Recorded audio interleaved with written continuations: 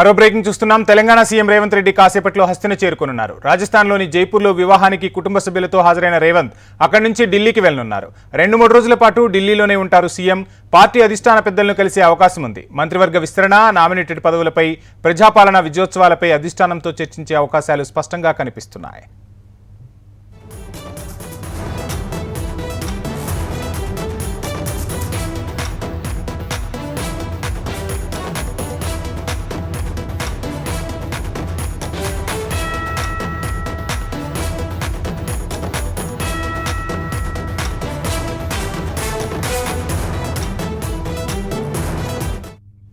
Telangana CM Revanth Reddy కాసేపట్లో హస్తిన చేరుకోనున్నారు. రాజస్థాన్లోని జైపూర్లో వివాహానికి కుటుంబ సభ్యులతో హాజరైన రేవంత్ మరి కాసేపట్లోనే ఢిల్లీకి చేరుకోనున్నట్టుగా తెలుస్తుంది.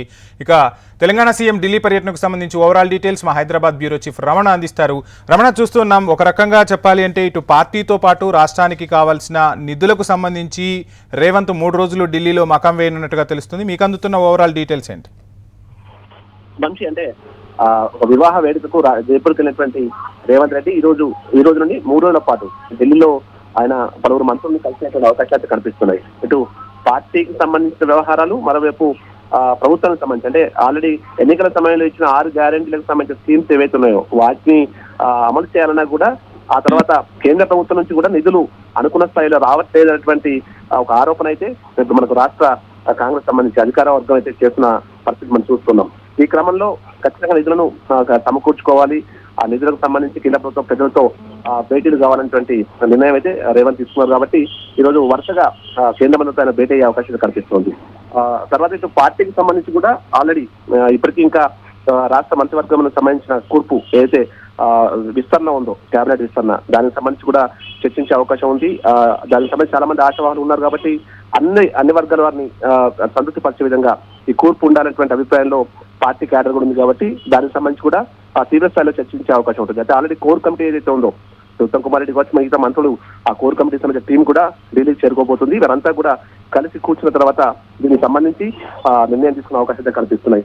అయితే కేంద్ర మంత్రులు ఎవరెవరితో భేటీ కాబోతున్న విషయంలో మరి కాసేపట్లో స్పష్టత వచ్చే అవకాశం అయితే కనిపిస్తుంది. వంశీ, మరోవైపు మంత్రివర్గ విస్తరణ ఎప్పటి నుంచో ఉంటుంది అన్న ఊహాగానాలు వెలువడుతున్నాయి. ఈసారైనా దానికి చెక్ పెడతారా? అంటే కొన్ని జిల్లాలకు మంత్రులు లేరు, నిజామాబాద్ లాంటి జిల్లా చూసుకుంటే అటువంటి జిల్లాలకు మంత్రులు లేరు. అంటే ముఖ్యంగా మాట్లాడుకుంటే మనం ఇక్కడ ఉత్తర తెలంగాణ జిల్లాలకు సంబంధించి ఇంకా మంత్రివర్గ విస్తరణలో సరైన చోటు లభించలేదు అనే వాదనలు వినిపిస్తున్న నేపథ్యంలో దానికి చెక్ పెట్టే ప్రయత్నం ఏమైనా రేవంత్ ఈసారి చేస్తారనుకోవచ్చా?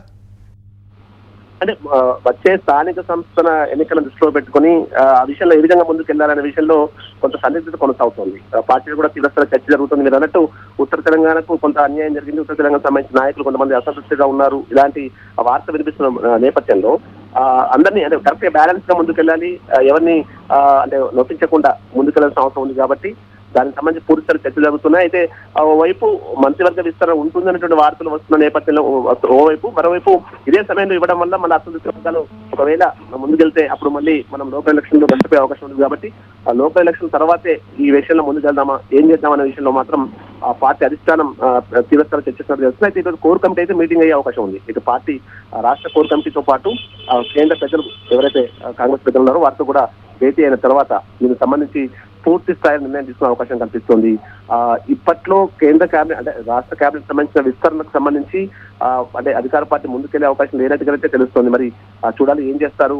ఎందుకంటే మెయిన్ గా స్థానిక సంస్థలు, ఎందుకంటే పార్టీకి సంబంధించి పెద్ద ఎత్తున ఇటు విపక్షాలు పెద్ద ఎత్తున విమర్శలు వ్యక్తం చేస్తున్నాయి. ఆల్రెడీ 6 గ్యారెంటీ సంబంధించి ఇంకా పూర్తి స్థాయిలో అమలు కాలేనటువంటి ఆరోపణల నేపథ్యంలో స్థానిక సంస్థల ఎన్నికల్లో విజయం దిశగా ముందుకెళ్ళాలంటే మాత్రం కొంత అంటే బ్యాలెన్స్ గా వెళ్లాల్సిన అవసరం ఉంటుంది. కాబట్టి నిర్ణయం తీసుకుంటారా, ఏం చేయబోతే చూడాల్సి ఉంటుంది.